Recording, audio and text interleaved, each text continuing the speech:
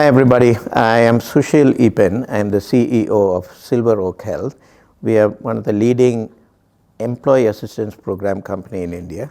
We are also one of the largest mental health services company in the country. Today we have a Let's Get Talking series where we talk to corporate leaders to understand how they feel about mental health. And generally this whole program is about spreading mental health awareness in India. So today I have with me Simon George, and he is the president of Cargill India and also the managing director of Cargill Food Solutions South Asia. Okay, so welcome Simon to this Let's Get Talking program. I want to know a little bit about, first of all, tell me a little bit about Cargill, and I also want to know about your journey. You know, from your early years to now, we'd love to hear about it. Talk about Cargill first. Sure. Thank you, Sushil. Cargill is a worldwide multinational company which deals into agri and food. Okay. And we are one of the world's largest companies with a turnover of about $180 billion. We are present in India for the last 35 years, and interestingly in India, we are in the business of food and agri and also in the consumer product space. And we have some of our products which you find in the branded space the same. Really? Okay. Yeah. Good. And my life has been pretty interesting. I started off my career as a shift engineer in a place called Renegonda. It's a small town in Andhra Pradesh. Okay. And to be from there, life has been an interesting journey. I think one of the good things that I have done in life is at some point of time I decided to move from operations to sales. I see. And that made me to move into a management role, and that's where today it has brought me here. Good. So you've been in the food business throughout your career? Most of my career, I would say in 30 years I've been in the food industry. Food industry, right? It's an amazing learning. Learning. And and just to know a little bit about you, Sushil. Yeah. How's yours? Yeah, so I'm the founder of Silver Oak Health. Sure. I mean, this is primarily a very focused employee assistance program. We've grown nicely. We started about 8 years ago, headquartered in Bangalore, pan-India presence. We got about 500 corporate customers. We look after 2 million lives, so it's been a great journey for us also. Different space, but you know, we've had a different journey. Interestingly, you said 2 million. We touch 2 million stores, and you touch 2 million people. Slightly different. Yeah. So how's your travel schedule? I mean, I'm sure your job takes you a lot of travel or not? I mean, the job demands to be in the market. Being a global organization, we have a global networking with our principals, and therefore quite a amount of traveling, which takes about 50% of my time. Really? Yeah. Okay. So I'm sure, you know, with travel and your responsibilities, you know, there's a lot of stress that comes with your job. So tell me, when you think about, you know, different phases of your life, I'm pretty sure you've had to deal with high amount of stress and job burnout also, you know. How are you dealing with it? I mean, how did you deal with it, you know? So. Interesting question, because, you know, it is not just one instance or two instances. If I really just look at how life has been, there are many instances when you face this burnout. Okay. And the ability to take that, for me it has been an amazing learning. Okay. Of work-life balance. Okay. The ability to get back. Okay. That's resilience. Yes. And the ability to really understand to self-care has been very important for me in this process. I think a couple of things that I do very well is about, you know, really empower my team. Okay. Therefore, most of my work gets trickled down, yes, which gives them more satisfaction. Yeah. A little bit more with your family. Yeah. And you know, I love my cooking and gardening. Yeah. That's your de-stressing activity. Absolutely. Is that something you have? I do. I mean, you know, like I said, I mean, I have always recommended to, especially for young employees, to pick up something outside of work, because you can't have work as your only thing in life. Because when you go home, you just need to rejuvenate, right? I mean, I'm a big proponent of this idea of having a focal activity in your life that come from a hobby or something, particularly some tactile activity, where you give yourself a little me time after work. So when you rejuvenate, when you spend a little bit of time on your own, doing some activity, hobby, you feel much more rejuvenated and fresh for the next day. This is a good way to deal with the stress and job burnout and all of that. But our general message is that to everybody is that stress is inevitable. There is no escape out of it. In fact, if you think that you want to go somewhere where there is nothing to do, that can also be stressful. So stress is something to be prepared, but only thing we can do is to learn to cope with it, okay? So our company, we kind of talk about these 9 words when you deal with stress. First of it is, we have a program called Stress Control Online. We teach people how to deal with stress. There are these 9 words. This is face your fear, be more active, boost your well-being, okay? I think we recommend that everybody learn to deal with the stress challenges, cope with the stress challenges, because it's not going to go away, right? Absolutely. Okay, that's I it. think you really mean when you hit the nail on its head when you said stress is inevitable. This is today's life. Yes. I think whether it is different types of people, Yes. Whoever it is, it's inevitable in today's world. Well, no? Okay. So I'm sure, when you look at your journey, when you think about mental health, I mean, your career spanned about what, 30 years? Yeah, it's now 36 years. 36 years of working life. So you remember, was the topic of mental health was not much talked about maybe 20 years, year ago compared to now. So are you seeing that, there's more awareness now about mental health? Are you seeing that among your own peers, team members? I mean, you are sensing more awareness of mental health or not? Frankly, I think 20 years back, as you said, this was nothing that we tend to discuss about. Okay. But what I see is, as I see in the last 35 years, specifically in the last 10 years, there's been a change that's taking place across organizations. And I think it's become more inevitable with post-COVID. Okay. It has really,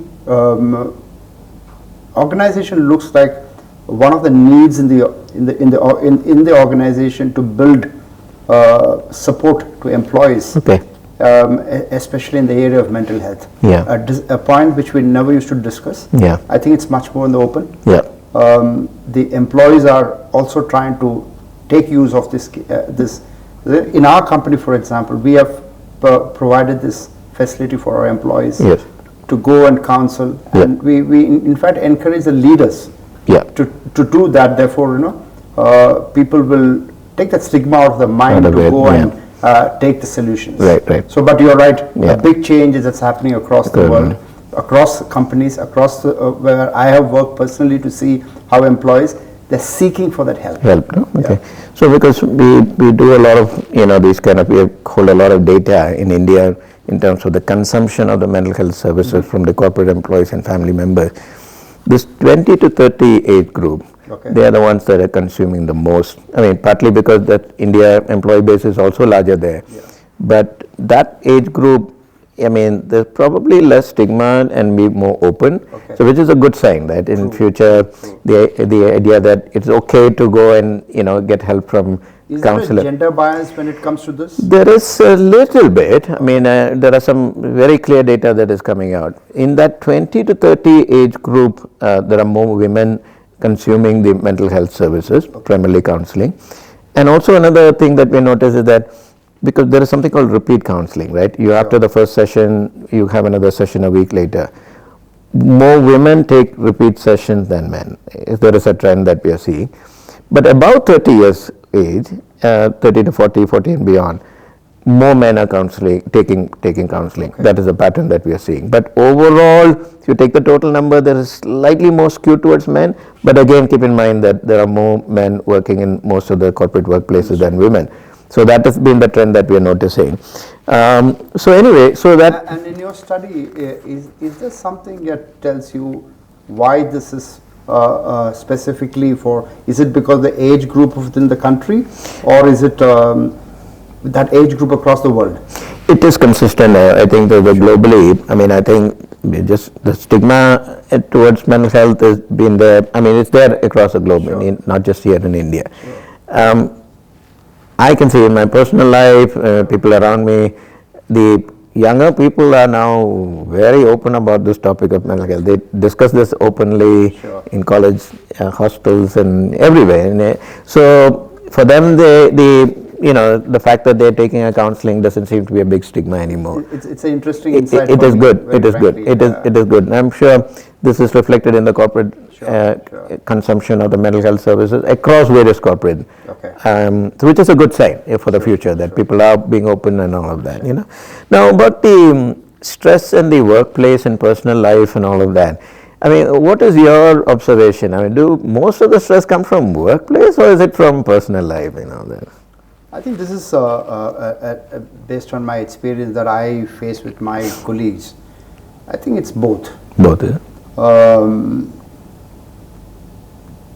We don't want, if you look at both of this, upsets the productivity of the organization. Correct. So we need to deal both of this in a similar manner to help them. Yeah. So I would say both are same, and that's what our learning is. And what is your learnings show from your thing?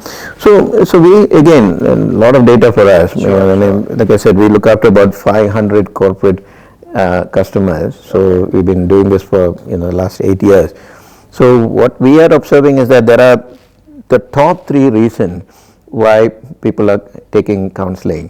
One is on the relationship issues. I mean, whether it's certain breakups and many different type of relationship issues. Anxiety is the number 2. I mean, people complain about certain anxiety that causes lack of sleep or any particular worries and all of that. Family issues are also third. Okay, I mean, see, these are the top 3.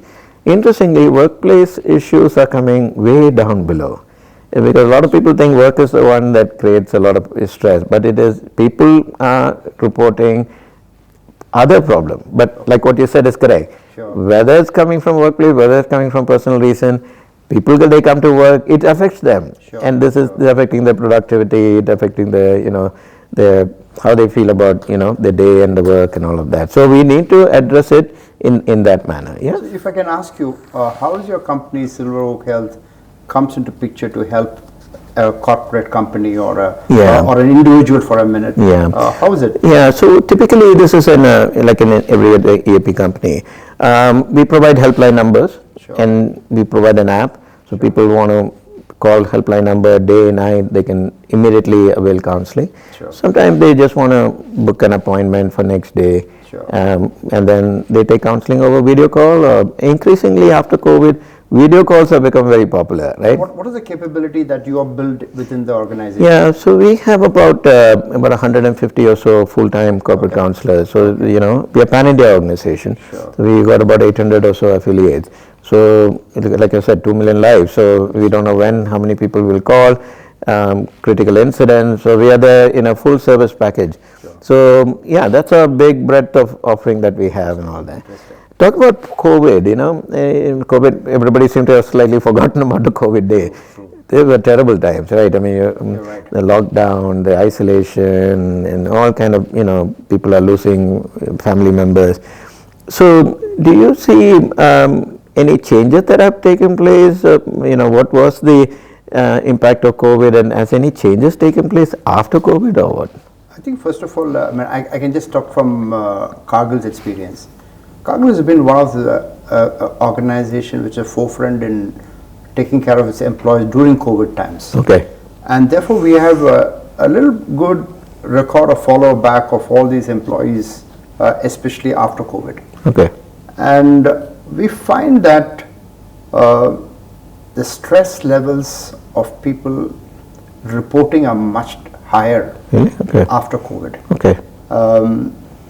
And while we don't have the full answer on what it is, but we can really see an upsurge in terms of the number of people who come. And is that something which correlates to your data, in your findings? I think so. So the COVID was an unprecedented time for mental health service organization, because there was so much a demand from corporates, and after COVID, things have stabilized. I mean, I think we can see that the People are slowly coming back to work. In some companies, isolation is going away. But one big change that we see is that earlier, if you look at 10 years ago, this sort of mental health services in the form of employee assistance program was a luxury that only large companies used to employ, right? Now post-COVID, what we are seeing in the last couple of years is that many small companies, the 500 employee companies, less than 1,000, in large numbers are now adopting EAP services because they saw what happened during COVID time, and they don't want to be caught unprepared anymore. So this has been a big change in trend. At least our observation is like that. That's interesting that corporates, even irrespective of the size, are really getting involved in the welfare of people. Exactly. As employees. Because just like health insurance has been offered, you know what I mean. Health insurance is offered everywhere.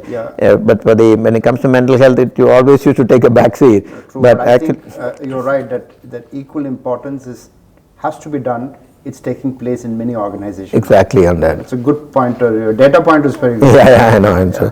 So you briefly touched upon EAP. I'm sure Cargill has a EAP program here, right? I mean, so do you believe that as a corporate leader, that the programs like this is something that is really a good thing for large companies to offer as part of the benefits for employees?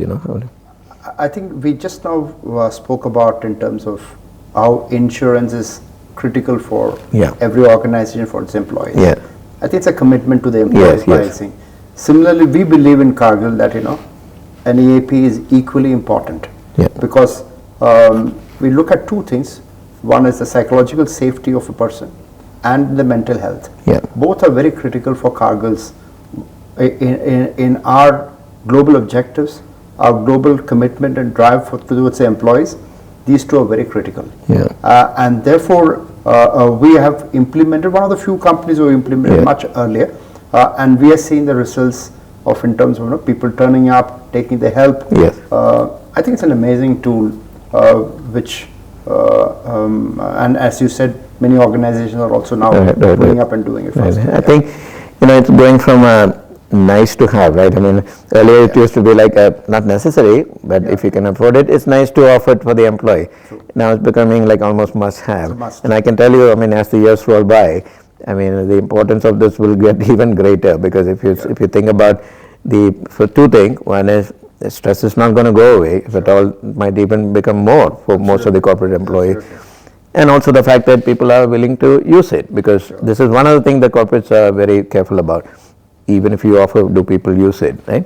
The fact that many people are using it is encouraging, so that this is a good benefit. It got good returns, by helping employees as a company paid benefits and all of that. One more thing that we do as you talk about this is about our factories. What we see is that the issue of stress is across everybody. It's not about an employee from factory or a market or a finance group. It happens for everyone. So companies like us are really looking at how the EAP solutions are provided for employees deep inside factories across the country. But it's equally important. And I think, is that something trend you are seeing? So, what we have seen, at least in the last 2 years, there's a lot of demand for this something called on-site counseling at the factory level, right? Because most factories have a medical room, and so what some of these companies they do is they set up a small little private room inside, and a counselor would come and visit at a periodic basis, maybe once a week or once every 2 weeks. The counselor will come there, and it's very important to have a regional language speaking counselors coming in there, because the profile of the employees for them, because the reason being that the expectation of factory employees to make phone calls for counseling, video calls and all of that may not be very practical in many cases. But when they see there is a counselor, it's so accessible, right there in the same facility, and many of these counseling are repeat counseling, so that they know the counselor will come back next 2 weeks from now, and they can meet the same counselor again. And if it's regional language, many of the things, become more comfortable. Because when it comes to the talk therapy, language is a big factor. I mean, if you get an English-speaking counselor and they can't speak English very well, how can they express themselves? Sure. So as long as it's confidential, as long as it's very accessible and easy, and the language is not a barrier anymore. Sure. Factories, in fact, the consumption is very high. Actually, sure. Whenever the counselor goes there, they're very busy. I mean, their employees are coming in, booking appointments. In fact, if I keep my CBS business away, 60% of my headcount will come from the factories. So it is equally important. So Simon, where are your factories? I mean, are they in the large outskirts of large cities, or they're in small towns in India? Where are your Cargill factories in India? We have 12 factories, Sushil, and we're spread across the country. About 6 of them in south of India, and about 3 in the west of India, and the rest in the north. And all of these are in remote towns. Okay. And each of these factories have about directly employ about 200 to 300 people. Okay. So it is the biggest portion of our employees.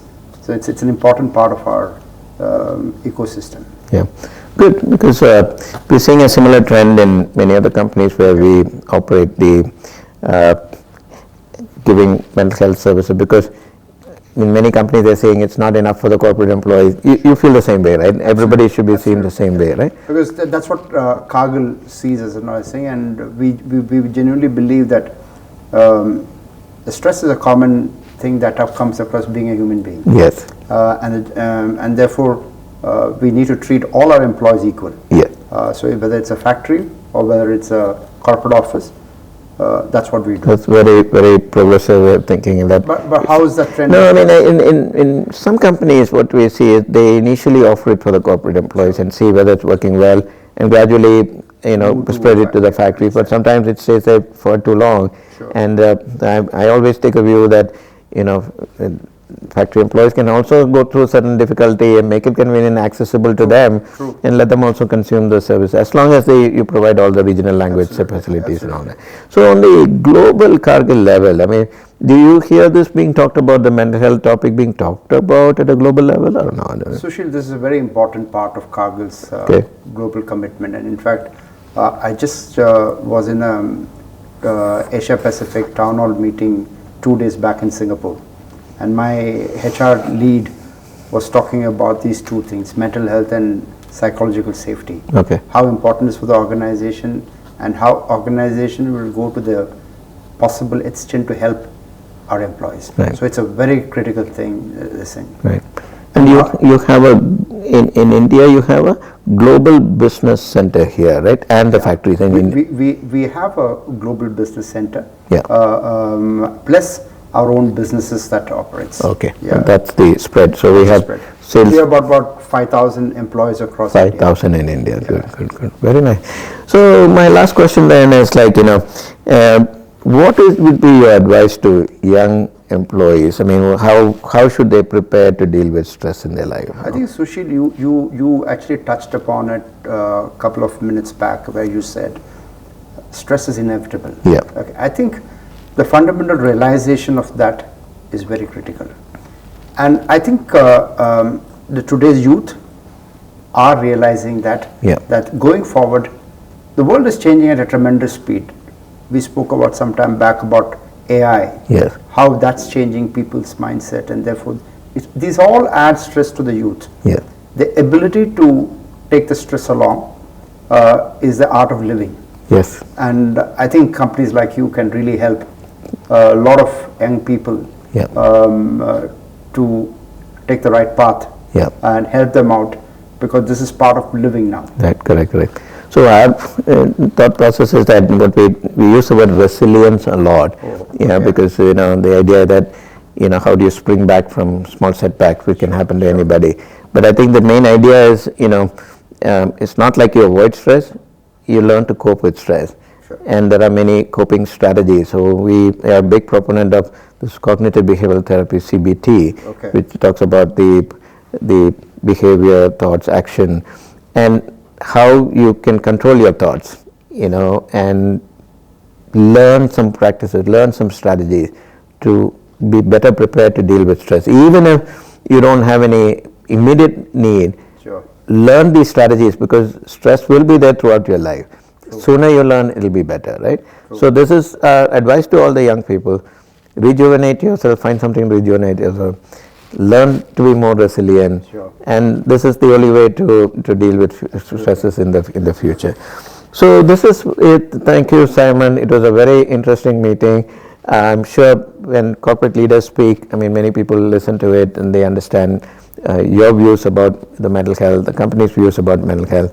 So good luck for your career, and thank you very much for spending time with us on this. Thank you, Sushil. It's wonderful to meet you, and more important, openly discuss Yes. about an issue which is looming large Yes. For people, for employees. Yes. It was a great discussing with you. Okay. Thank you so much. Thank you so much. Thank you. So this is a part of a Let's Get Talking series where we interview corporate leaders. We try to understand their mind, how the corporate think about mental health services for their employees, for their family members, and this is a awareness building program. So through these programs, by meeting with corporate leaders and getting their views, we hope to spread a word of mental health awareness for the whole country. Thank you very much.